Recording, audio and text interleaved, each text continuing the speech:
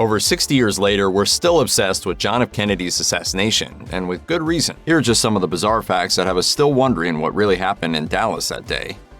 When historians call Lee Harvey Oswald enigmatic, they're severely underplaying just how mysterious he was. There's a lot we don't know about the 20th century's most infamous assassin. We don't know why he did it, and we don't know why he spent the weeks before the assassination hanging out in Mexico City. As Professor T. Jeremy Gunn put it to NPR, back then the city was, quote, the spy capital of the Western Hemisphere. Cuban agents, Soviet moles, and CIA operatives all rubbed shoulders there, and Oswald was among them, raises all sorts of questions.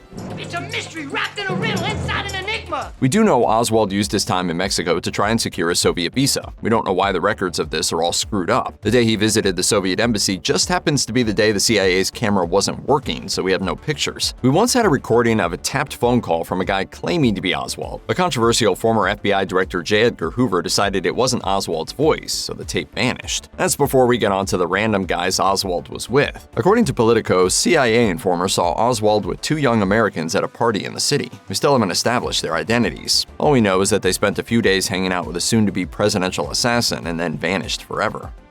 One of the spies in Mexico City at the time of Oswald's visit was June or Jerry Cobb, an Oklahoma girl who turned pro-Castro revolutionary before becoming disgusted with Cuba and turning CIA spy. Cobb was a valuable intelligence asset. Her claims were usually taken seriously, so when she followed up Kennedy's assassination by telling her CIA handlers Oswald had been seen at a Mexico City party where people joked about killing JFK, you better believe the feds listened. The story comes via Politico, and we should say here that its specifics remain shrouded in mystery. Cobb's file is still under lock and key for security reasons, so Politico's reporting comes only from related CIA and FBI files. Still, it's fascinating reading. Mexican playwright Elena Garro reported the party to Cobb, saying it was a meeting place for Cuban diplomats. Some were even joking about how useful it'd be if Kennedy was killed. Garro's information was so shocking that the FBI interviewed her in 1964. But Cobb's intel was disparaged by the CIA, and no follow-up action seems to have been taken. No evidence connecting the assassination to Cuba or the Soviets has ever surfaced, even after the opening of the KGB files. Still, it does make you wonder what exactly happened at that party and just what Oswald was doing there. Perhaps the strangest thing about Oswald is that he was under heavy surveillance by U.S. intelligence agencies after defecting from and returning to the U.S. So how was he not stopped? On October 16, 1959, he arrived in Moscow and wrote to the Soviet authorities, renouncing his American citizenship. Then, when the Kremlin rejected his overtures, Oswald tried to kill himself. That was enough to grant him a temporary stay in the USSR. The KGB shipped him off to Minsk to work in a radio factory. According to Pulitzer Prize-winning journalist Anthony Summers, Oswald later claimed he'd offered the Soviets information on America's U-2 spy planes. No, sir, I am not a communist. I have studied Marxist philosophy, yes, sir, and also other philosophers. Flash forward to June 1962, and Oswald was back in the States, this time with a Soviet wife and newborn daughter. Given his history, you'd probably expect his return to be announced by dozens of men in dark glasses bundling him out of the airport and into a mobile interrogation chamber. Yet the CIA never questioned him. The FBI did question him twice after his return, and once again on August 10, 1963, after he was arrested for disturbing the peace by handing out pro-Castro flyers. But for whatever reason, a defector was given free rein to waltz around the country until he shot the president.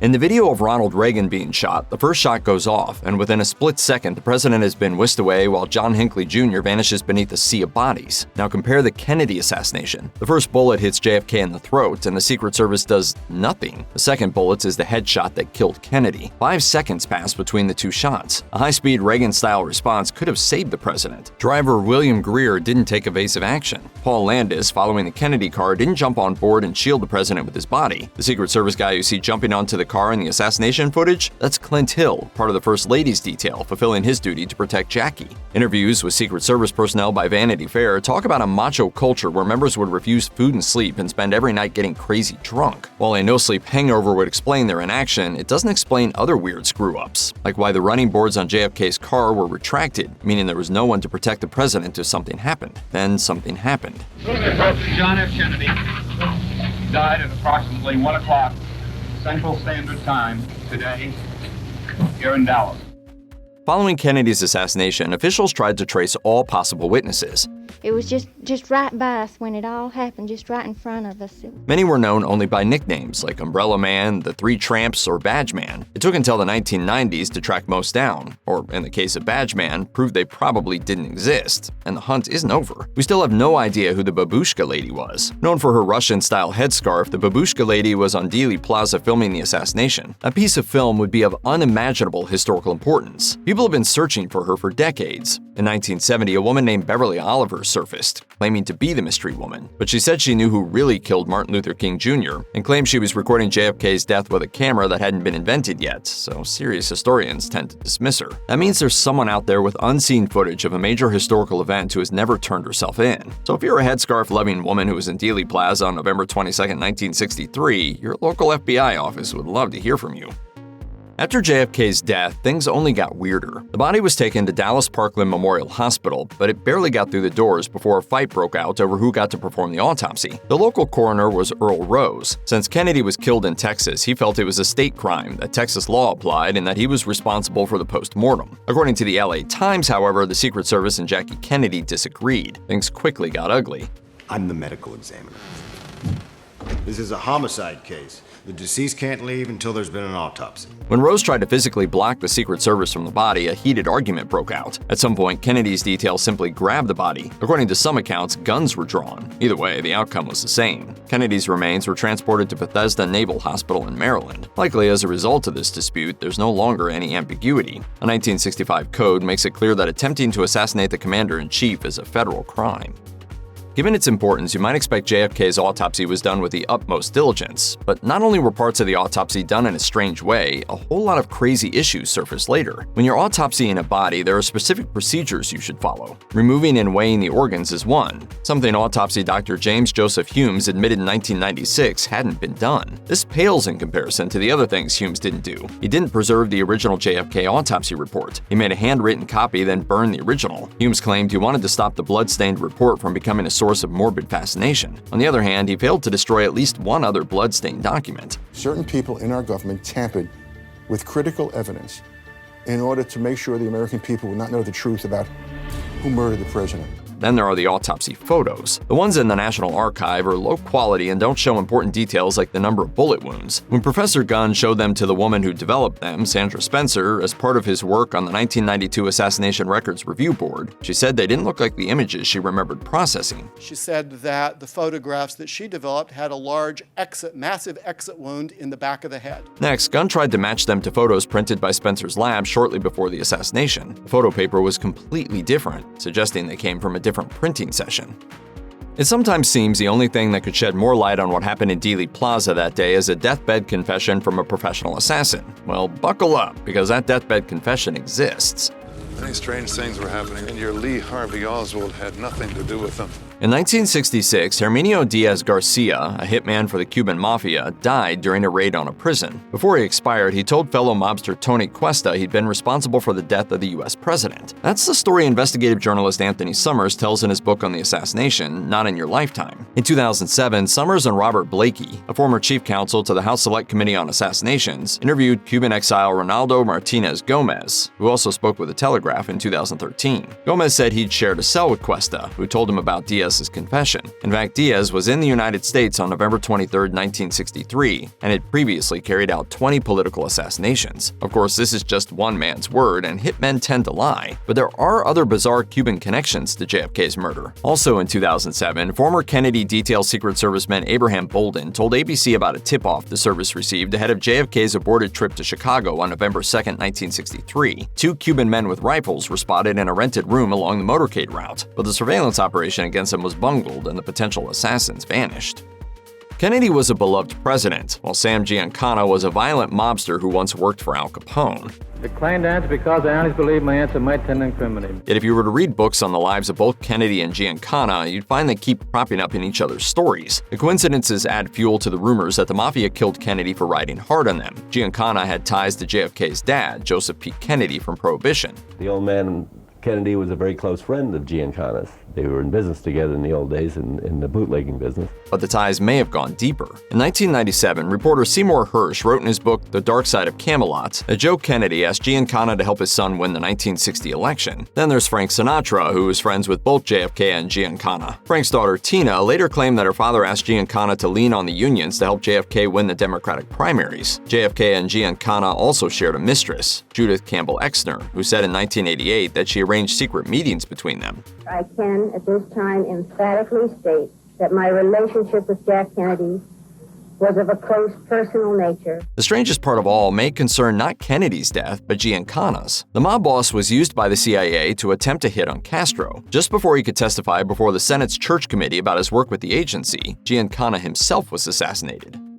There's almost no official record of Oswald's questioning by Dallas police or the FBI. The interrogators didn't use a tape recorder and had no stenographers present to take accurate notes. Records of the interrogation of the 20th century's most notorious assassin come solely in the form of handwritten notes made by the two interviewers. These notes are rough and incomplete, offering only the tiniest glimpse inside Oswald's psyche. And incredibly, we only have one set of these notes today, and that's because they were discovered among the personal belongings of former police captain J.W. Fritz in the 1990s and anonymously donated. Did you kill the president?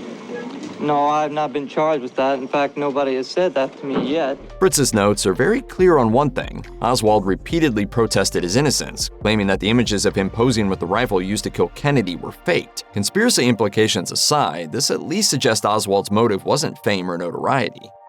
In the decades since Kennedy's death, a whole bunch of records and important documents have vanished. The Mary Farrell Foundation maintains an online database regarding the missing records. While many of the foundation's conspiracy theory claims are unsupported, the missing records are well cataloged. Among those vanished documents are a note written by Oswald and sent to the FBI, an Army intelligence file on Oswald, and Secret Service records relating to a trip JFK nearly took to Chicago in November 1963. In addition, there's some evidence the Marine Corps, of which Oswald had been a member, launched its own investigation after the assassination, but no documents from it have ever surfaced. Perhaps even weirder is the story of the missing page from Oswald's notebook, reported in the LA Times. Historian and journalist James Reston Jr. claims Secret Service agent Mike Howard checked Oswald's apartment after the assassination and found a notebook with a page headed, "I will kill." Underneath were the names of an FBI agent, a general, and Richard Nixon. Texas Governor John Connally was also listed with a dagger drawn through his name. Reston views this as more evidence that Oswald meant to kill Connally, who was riding in JFK's car and was badly injured in the assassination. Whether his interpretation is correct or not, it's a moot point. The page was torn out after Howard handed the book over and has been missing ever since. President Kennedy's brain is missing. In 1966, it was revealed to have vanished from a secure room at the National Archives. If you think that's weird, just wait. Historian James L. Swanson wrote in his book End of Days, The Assassination of John F. Kennedy, that he believed the thief was JFK's brother, Robert F. Kennedy. After Kennedy's autopsy, his brain was placed in a stainless steel container. It was kept along with several samples of brain tissue, first by the Secret Service, then at the National Archives. Being both important and utterly morbid, its time at the archives was spent under the watchful eye of JFK's former secretary. That makes its disappearance all the more mystifying. In October 1966, someone went looking for the brain and found it and all the tissue samples had vanished. The Attorney General immediately ordered an investigation. Half a century later, we're still waiting for it to turn up. So where does RFK fit in? Swanson's theory is that Kennedy's brother stole his brain to cover up the massive stew of drugs the president was taking. Had the American public known just how sick Jack Kennedy was, he probably could not have been a presidential candidate. According to The Telegraph, JFK was knocking back codeine, Demerol, and methadone for back pain, along with other pills for insomnia and anxiety.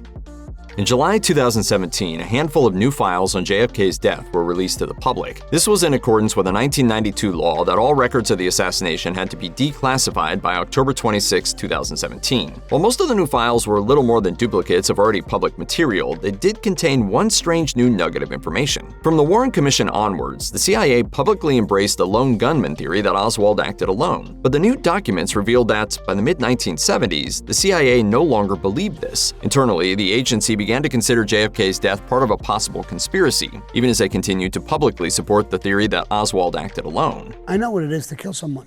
You don't bounce and come this way. When you bounce and come this way, you got hit in the front.